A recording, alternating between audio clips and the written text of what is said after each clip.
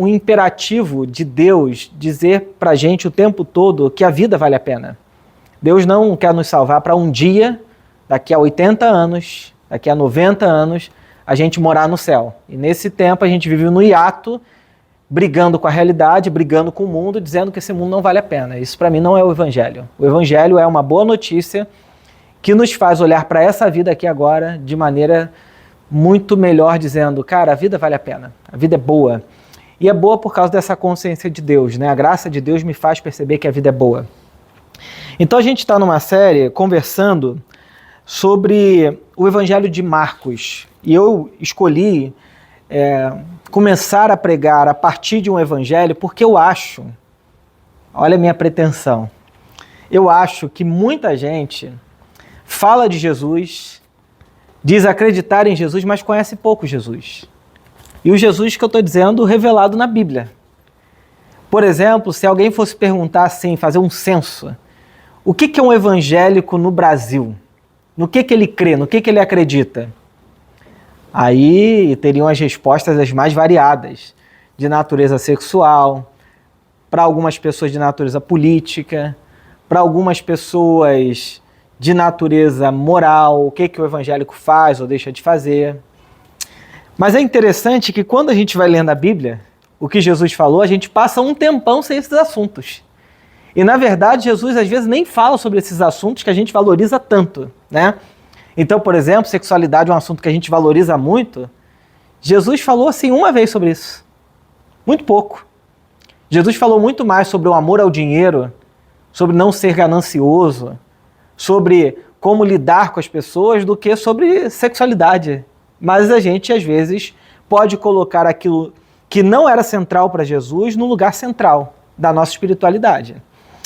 E por isso que eu resolvi falar sobre esse Evangelho de Marcos, porque aqui Marcos mostra a vida de Jesus muito visceral, o que ele está vivendo, o que ele fala. E eu escolhi para falar sobre a mensagem de hoje o tema, o início de uma revolução. Jesus começou seu ministério, está pregando, está curando algumas pessoas, vai na sinagoga no sábado, prega. Mas nesse momento, nesse texto que a gente vai ler aqui, que é Marcos capítulo 3, Jesus vai convocar os seus 12 apóstolos, 12 discípulos. E aí eu lembrei de uma frase, que é na verdade um provérbio, né? Não uma frase, é um provérbio africano que diz assim, se você quiser ir rápido, vá sozinho. Mas se você quiser ir mais longe, vá em grupo. Se você quiser ir rápido, vá sozinho. Mas se você quiser ir longe, você tem que ir em grupo. E eu estou ouvindo bastante coisa sobre liderança, sobre brand, sobre um monte de coisa que eu acho legal, até para pensar na Viva, porque eu quero que essa igreja seja muito moderna, no sentido assim, do que ela faz, como ela pensa. E eu descobri que tem uma vizinha minha, na Gávea, que ela é top na área de brand, né? É muito boa. Mas eu fiquei pensando que grandes corporações, grandes empresas, para contratar uma pessoa, especialmente os cargos mais altos, demoram para escolher uma pessoa. Às vezes o processo seletivo dura 8, 9, 10, às vezes 12 processos, 12 etapas para a pessoa assumir um cargo de muita importância numa empresa. Eu lembro de um amigo em São Paulo, ele estava fazendo um processo seletivo para ser o diretor de um grande shopping em São Paulo, e ele falou assim, cara, eu estou na 8ª etapa já do processo. E eu falei, mas vai levar mais quanto tempo? Ele falou, cara, eu acho que mais 12. Por isso que eu estou falando de 12 etapas, porque eu vi esse meu amigo falando isso. Eu acho muito doido essa ideia, né? Mas por que eles fazem tantas etapas? Porque eles querem garantir o máximo possível de que aquela pessoa que eles estão contratando, ela não só se encaixa, mas que ela funcione e que ela continue produzindo para aquela empresa. De alguma maneira, ela seja produtiva para aquele trabalho ali. E quando a gente olha para Jesus, ele está começando um movimento extraordinário. Um movimento que eu chamo de um movimento de vida, né? Porque se a gente fosse olhar de fora, o que está acontecendo? Jesus está andando, está pregando, mas o que está acontecendo na prática? O cara chega coxo e sai andando. Chega com uma hemorragia, sai curado. era para ser apedrejada, sai viva. Isso é um movimento de vida. Jesus nunca ensinou a gente a cantar no culto. Na verdade, nos evangelhos, em só um momento, Jesus fala sobre música. O texto diz assim, e tendo cantado, foram por Monte das Oliveiras. Essa é a única menção que que tem nos evangelhos sobre o fato de Jesus ter cantado alguma coisa. Mas você olha para o relato dos evangelistas e você percebe que é um movimento de vida. Esse negócio é um carro que está trazendo vida por onde passa, o tempo todo. Vida de natureza emocional.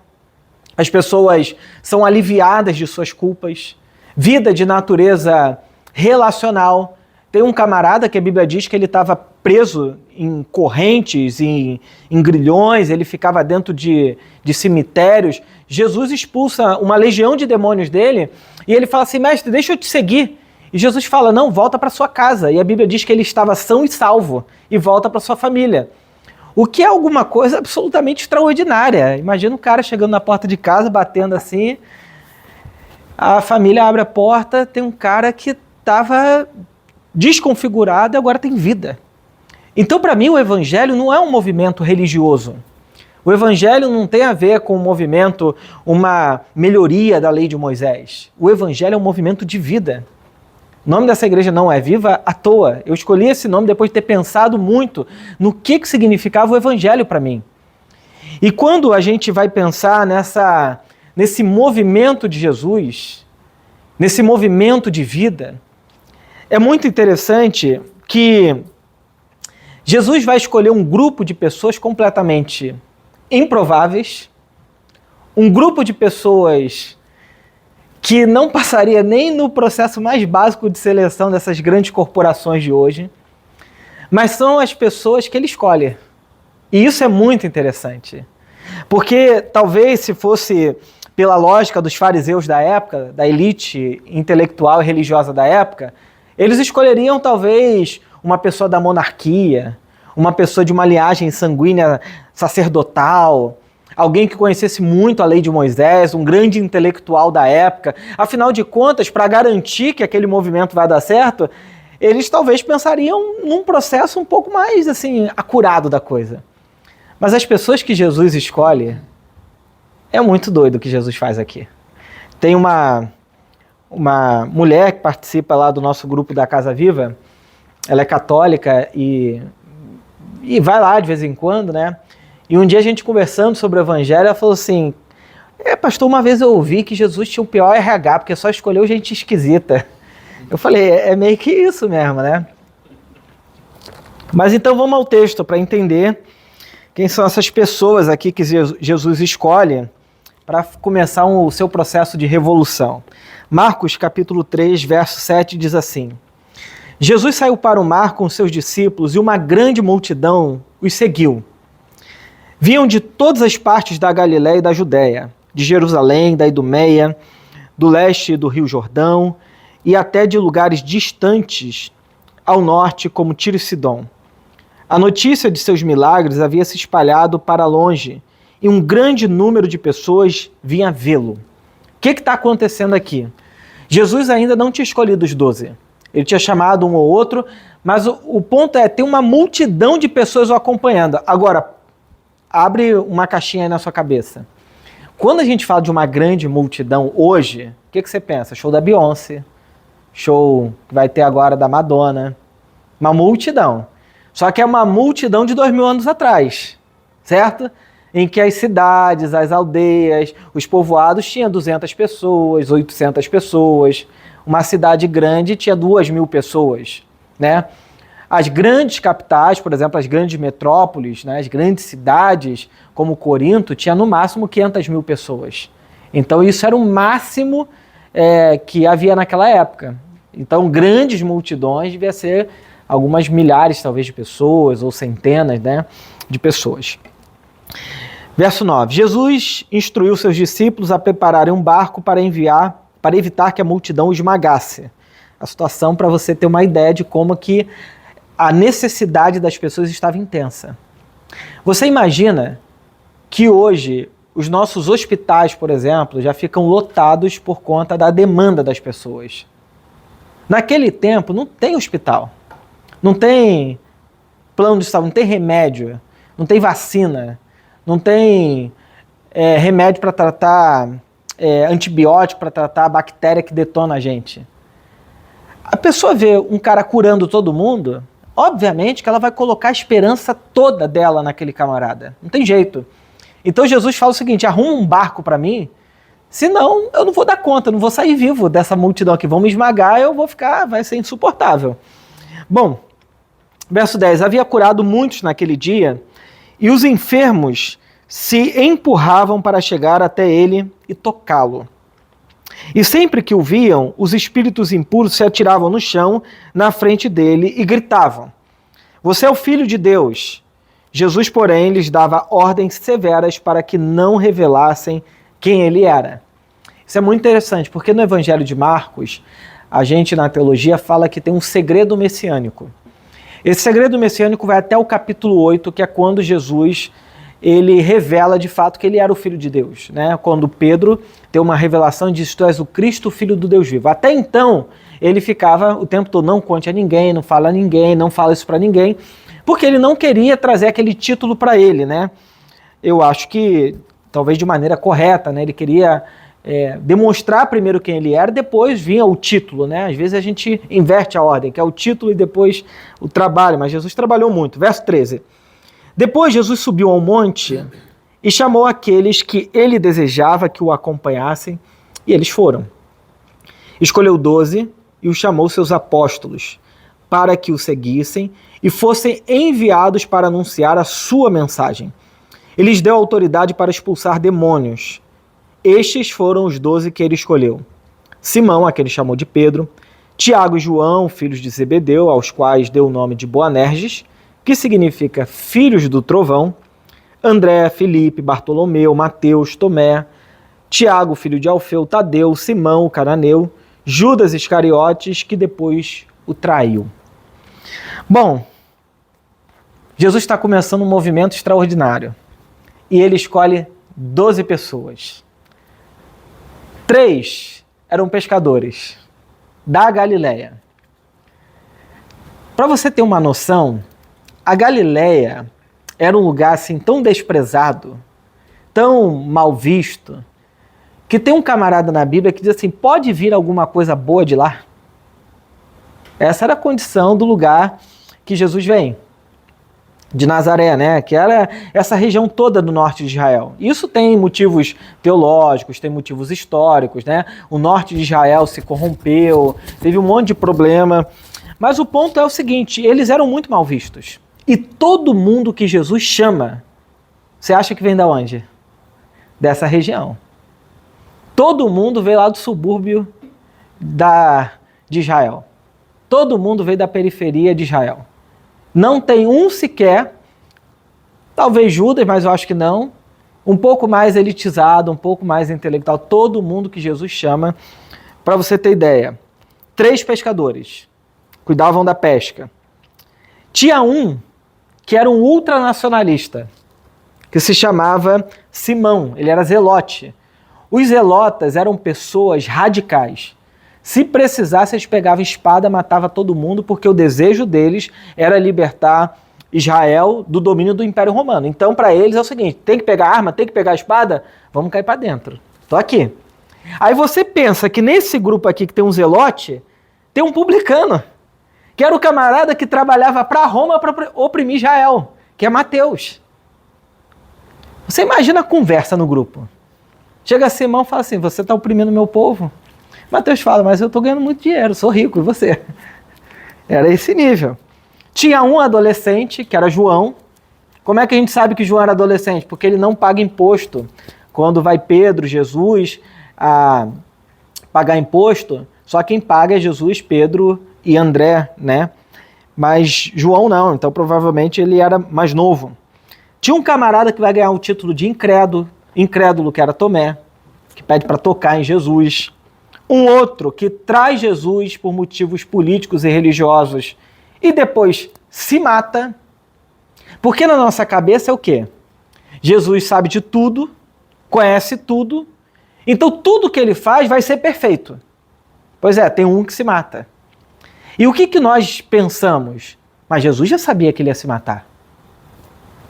A gente quase que determina a morte de Judas, sem perceber que a morte dele é uma escolha dele.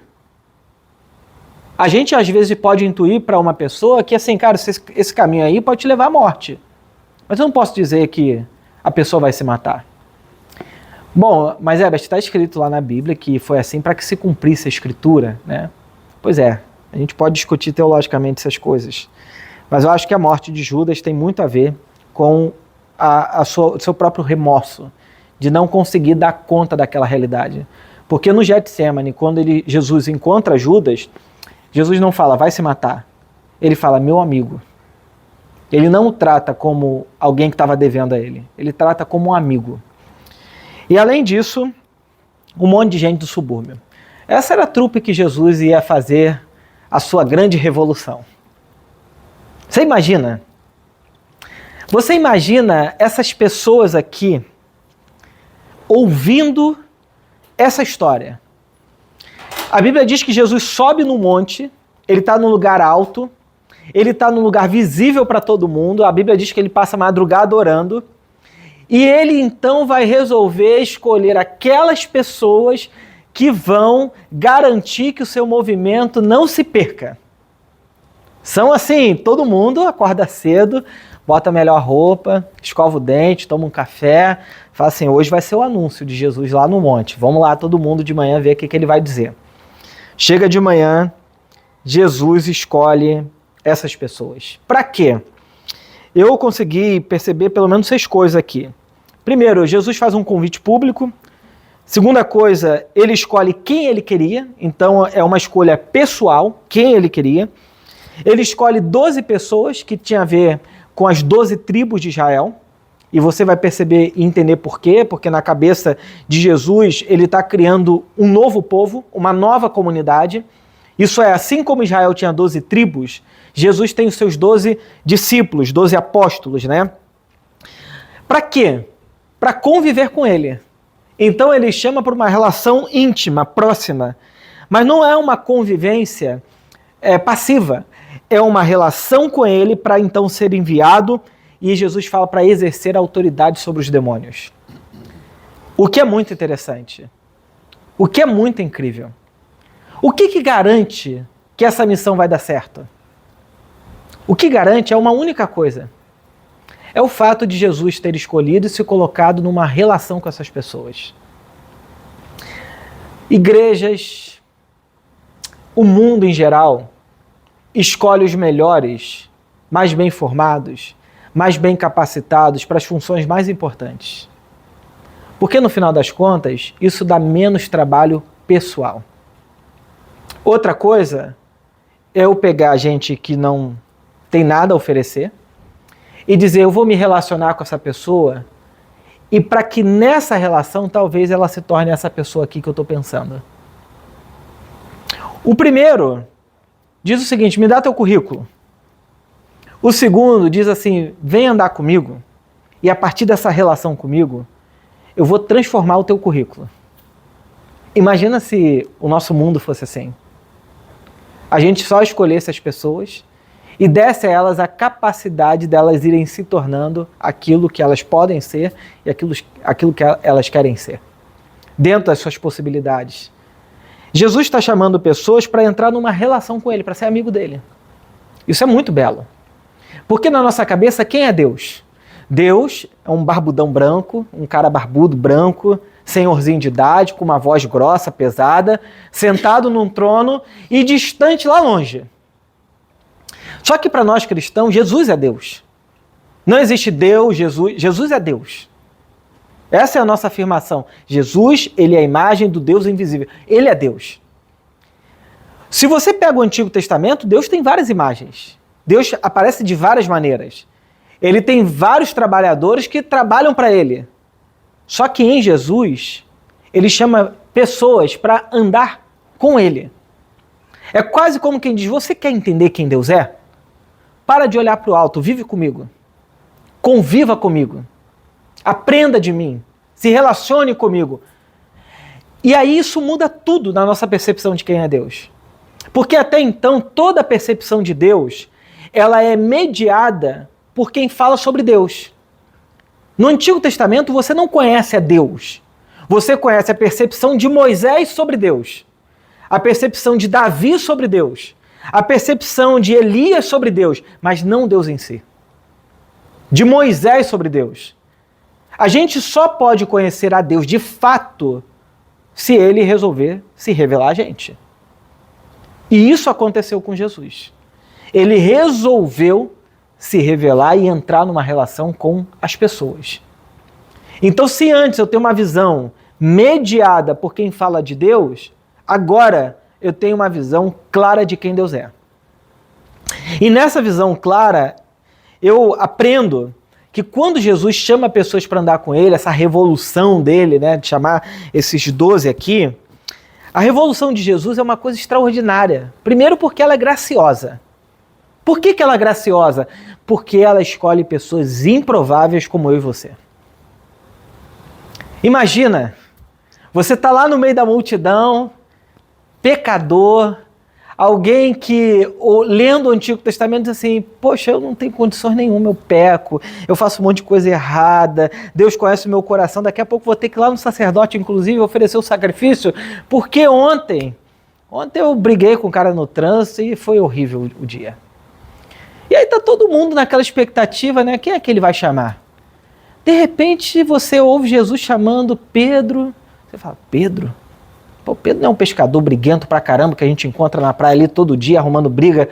O pessoal pega a rede dele, ele arruma a treta com os outros, quer dar facada nos outros, quer soco na cara. Pedro mesmo? Aí Jesus continua, tá bom, pescador, beleza. Pô, pescador que não tem nem muita formação teológica, não conhece nem muita Bíblia. Tá, ok. Mateus, pô, Mateus não. Mateus não dá. O cara pega o nosso dinheiro, dá para Roma e ainda pede um a mais, um ágio, um dinheirinho extra para ficar com ele. Esse cara, construiu uma mansão ali em São Conrado e tá agora vivendo essa vida de luxo às nossas custas. Jesus chama esse cara. Pois é. De repente, Jesus chama mais um. João. Pô, João, adolescente.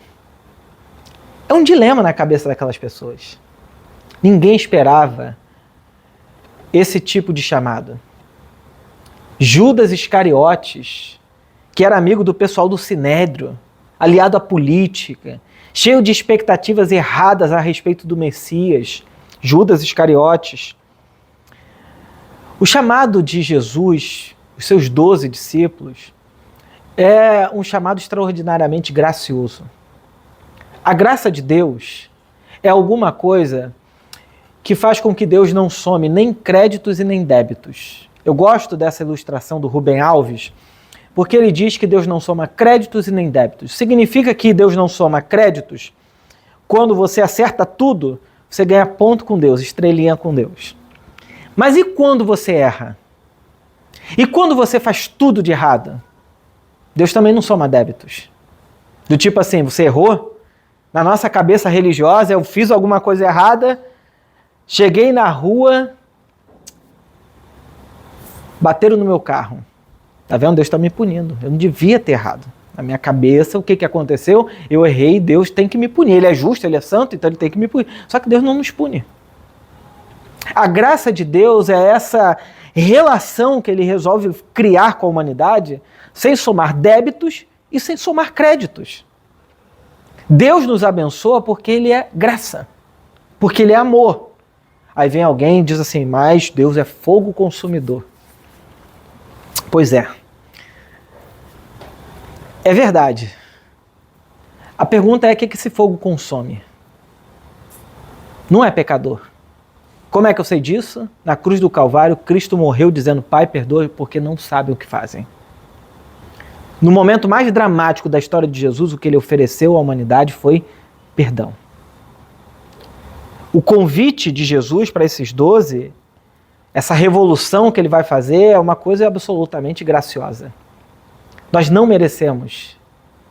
E por causa desse senso, desse entendimento, é que eu posso ler esse texto aqui e dizer como Jesus é bom. Como ele é maravilhoso. E é saber também que eu seria aceito nessa história. Você seria aceito.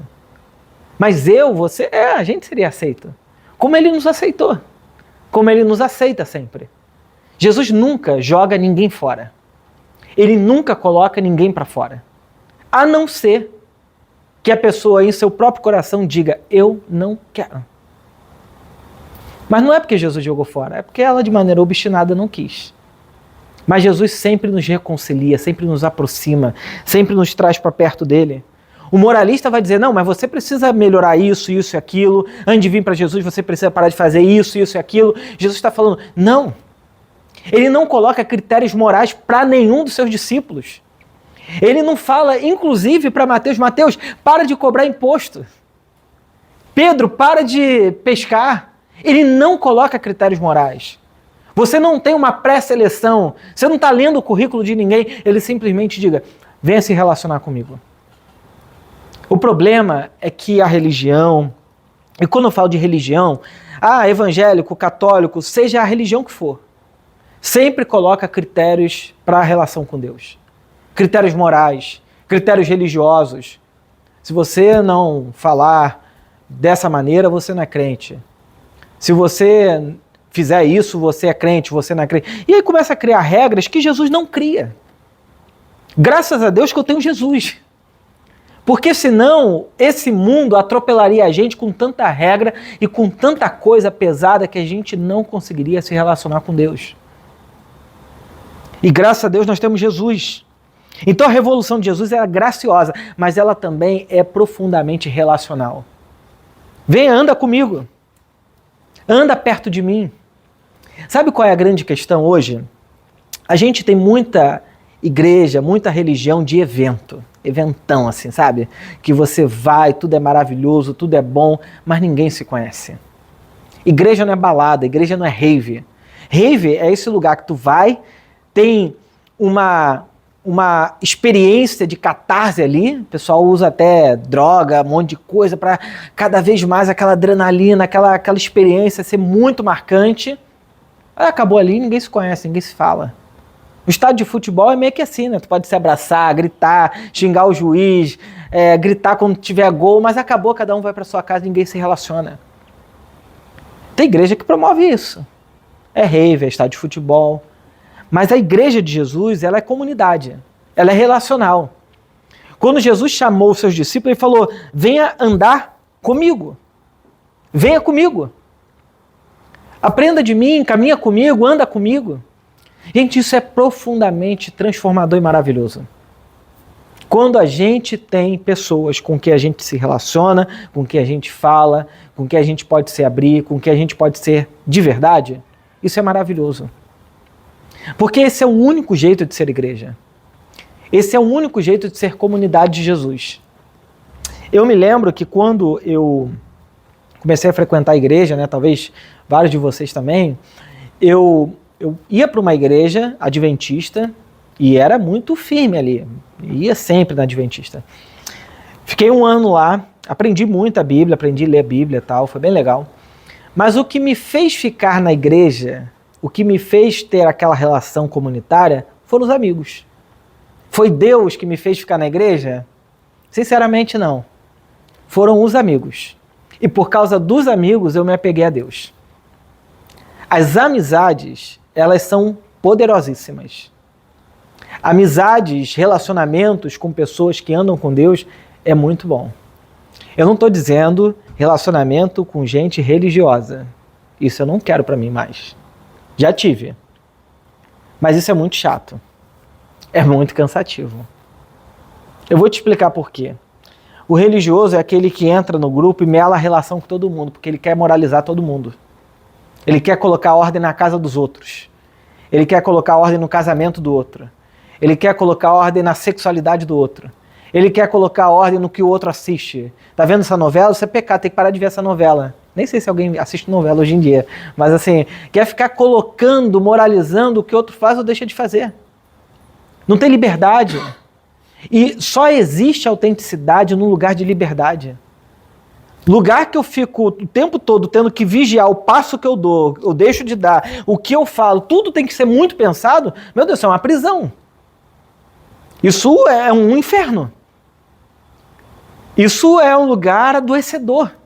Tem uma história, né, que era um teatro muito interessante, chamado As Quatro Paredes, né, onde o escritor ele conta uma peça, né, um teatro, que era o seguinte: foram 4 pessoas viver dentro de uma sala toda branca, parede toda branca e tal. Uma mulher frustrada porque nunca se casou, um jornalista que nunca escreveu um grande texto, e tinha mais outras 2 pessoas. Eles chegaram lá e falaram, nossa, que lugar maravilhoso, e um começou a contar a história da vida do outro. De repente, eles começaram a ter problema naquele ambiente ali, naquela sala toda branca, porque tudo era muito explícito. Ninguém podia ter nada assim, seu, guardado para si, ninguém podia ter privacidade, ninguém podia ter coisas íntimas, tudo estava explícito. E aí, de repente, esse autor, em dado momento, a briga que acontece entre os 4 personagens, tem uma frase muito famosa que ele diz, o inferno são os outros. Vocês conhecem essa frase? O inferno são os outros, né? E essa frase é dada porque... Por que o inferno são os outros? Porque a ideia é, se não existe o outro, eu posso ter liberdade. Mas aí, como psicanalista, eu diria o seguinte, não vai ter. Porque existe o outro, existe você. E às vezes, a gente se aprisiona com a nossa própria cabeça. Então nem sempre é só o outro que me aprisiona, eu me aprisiono. A minha cabeça me impõe limites e regras e leis que eu tenho que observar e cumprir, porque senão eu fico desorganizado, parece que eu me perco, parece que eu vou desintegrar. O inferno às vezes sou eu também. São os outros e é o meu mundo interno, né?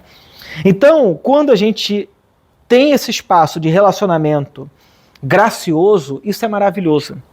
Isso é muito bom. E agora, a última coisa, né, dessa revolução de Jesus é que ela é graciosa, ela é relacional, mas ela também nos aponta para uma missão. Jesus falou, vocês vão se relacionar comigo, mas eu vou enviar vocês para que vocês façam o que eu estou fazendo. Expulsem os demônios, promovam vida nesse mundo, libertem as pessoas de suas condições de alma, de mente. Façam isso que eu estou fazendo, só assim esse mundo vai experimentar vida. É como se fosse uma revolução silenciosa, esquisita, com gente improvável, com gente que não tinha nada a oferecer. Mas são essas pessoas que promovem vida para esse mundo. O que eu quero dizer é que esse convite de Jesus feito há 2000 anos atrás, ele é o mesmo convite que ele faz a nós hoje aqui. É o mesmo convite que ele faz para a gente. Mas se você disser, mas eu não sou digno, pois é, ninguém era naquele tempo. Se você disser, bom, mas como é que eu me relaciono com Jesus? Eu diria, se relaciona com a gente. Jesus, assim, talvez você não consiga. Mas eu vou me relacionar com gente que erra, que falha? Eu não acredito em gente que erra e que falha. Pois é o que tu tem para hoje. É o que você tem. Mas é assim que vive a vida cristã? É. Qual é o outro modo de viver? A quem você procura? Qual é o outro jeito de viver a vida cristã? É assim. Sendo gracioso com o nosso próximo também. Se Jesus foi gracioso com a gente, por que eu não sou com o meu próximo? É o único jeito. Eu devo oferecer ao mundo aquilo que Jesus me ofereceu. E a missão de Jesus é, eu vou pegar vocês vão andar comigo e vocês também vão libertar pessoas. Vocês vão libertar essas pessoas dos demônios, da mentalidade culpada, das relações quebradas e ruins. É para isso que a gente existe. É para isso que a gente vive. Jesus chama todos nós para essa vida, perto dele, com ele, mas para que ele seja através de nós. Então, gente, quando você pensa assim, por que eu existo? Você existe para ser profundamente amado por Deus porque você é. Não é porque eu estou falando. Não é porque hoje você está no culto. É porque você é. Deus te ama. E você tem um sinal verde enorme na sua frente de Deus. Deus não tem sinal amarelo para a gente. Deus tem um sinal verde. A gente pode avançar, ou ficar parado, ou retroceder. Mas Deus tem sempre um sinal verde para a gente. E Ele sempre tem uma mão estendida para dizer o seguinte, eu tenho vida para vocês também. Andem perto de mim. Se relacionem comigo. Se relacionem com quem eu sou de verdade. Às vezes, a gente cria um Jesus na nossa cabeça caricato, complicado, que é insuportável. Quantos de nós aqui já não cometeu alguma coisa que ficou assim, será que eu agradei a Deus? Vou dizer uma coisa, você nunca, na sua vida, vai agradar a Deus pelos seus esforços meritórios. Nunca. Essa história de agradar a Deus é um peso enorme na nossa cabeça. Se eu não confiar que Deus me aceita por causa de Cristo, qualquer coisa que você faça vai ser um peso no seu coração. E alguém vai dizer assim, não, mas eu estou me esforçando. Ok, você vai se esforçar. Talvez você consiga ser uma pessoa exemplo, mas ainda assim com um peso, uma culpa no coração, dizendo assim, mas ainda falta alguma coisa. Mas ainda falta um detalhe que se eu resolver esse detalhe, aí sim eu vou ficar aliviada. Sabe quando isso vai acontecer? Nunca. Ou a gente aceita que somos amados por Deus, ou a gente vai ficar a vida toda tentando ser amado por Deus. E quando eu aceito que eu sou amado por Deus, eu aprendo isso, que Deus não está se relacionando comigo por critério nenhum, só pelo amor dele, só pela aceitação dele. Mas Herbert, como é que você sabe disso? Porque eu tenho 12 caras aqui que foi assim. E não há na Bíblia Sagrada ninguém que foi rejeitado por Jesus por conta, digamos assim, da sua conduta. Inclusive tem um jovem rico que era perfeito na sua conduta. Mas ele não aceita andar com Jesus. Pois é, às vezes pessoas perfeitas se acham até melhores do que Deus. Certo?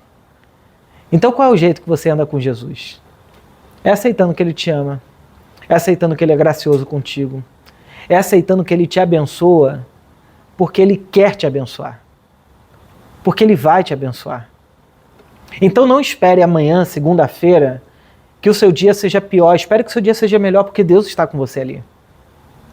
Não espere que na terça-feira, na quarta-feira e até nos dias maus, tipo assim, onde está Deus hoje? Deus está aqui comigo. Está perto de mim. Está comigo, junto. Eu confesso que às vezes no meu coração me bate um medo assim de não saber do dia de amanhã. Dá uma desintegrada aqui dentro de mim, as coisas se desorganizam e aí começam as fantasias de morte, de dar tudo errado, de virar o caos na minha cabeça, no meu sonho, as coisas começam a aparecer. E hoje eu sei que são fantasias, eu entendo, mas ainda eu fico angustiado, assim, fico mal. Mas às vezes eu chego perto de Jesus, ontem mesmo eu fiz isso, cheguei perto de Jesus e falei, Jesus, me ajuda na minha fraqueza. Tem hora que parece que o meu mundo interno virou uma bagunça total. E aí eu fui orando, falando com Deus, falando com Jesus, e a coisa começou a pacificar. E aí, alguns minutos depois, eu falei assim, cara, Deus é incrível. O cenário fora é a mesma coisa. O que estava ruim era o cenário dentro de mim aqui. E às vezes é só isso que Deus faz. Ele não conserta as coisas fora, Ele conserta só aquilo que está dentro da gente. As nossas rejeições, e não é rejeição de fora, é rejeição da gente, contra a gente. A nossa raiva que a gente tem da gente, o nosso medo, a nossa angústia. E Deus fala, calma, eu estou me relacionando com você, eu estou perto de você, eu estou junto de você. Deus nunca nos abandona. Nunca. Nunca. Nunca. Por isso que a gente pode participar dessa revolução. Assim como os 12, há muitos anos atrás, 2000 anos atrás, participaram, a gente também pode. A gente também pode ser aluno de Jesus. A gente também pode trabalhar para as coisas de Deus. A gente também pode promover vida nesse mundo. Você pode fazer isso. Então, a única coisa que te impede é você. De no seu coração dizer, eu não quero. Mas se você quiser, pergunte para Deus, Deus, como é que eu posso te servir servindo alguém? O que eu posso fazer? Como é que eu posso ser um aluno seu, entrar nessa escola aí, me matricular, para daqui a pouco fazer parte desse movimento de vida e de graça. E eu não tenho dúvidas de que Deus vai mostrar para você. Quer um bom caminho? A gente precisa de gente para cuidar de criança. A gente precisa de gente para arrumar aqui antes do culto. A gente precisa de gente feliz, assim, para recepcionar as pessoas na porta. A gente precisa de gente que abra a casa para ter casa viva. Ou de gente disposta a conduzir uma casa viva. Cuidar de pessoas, fazer o que Jesus falou. É isso, gente. Se a nossa vida ficar só restrita aqui no meu mundinho, eu e mais eu, a gente adoece. O ser humano é um bicho que precisa de relação. O ser humano que perdeu relação ficou doente. Ficou doente. Ou vai ficar, ou já está, né? Então que Deus nos ajude, assim, a gente a participar desse movimento, dessa revolução da graça dele. Amém.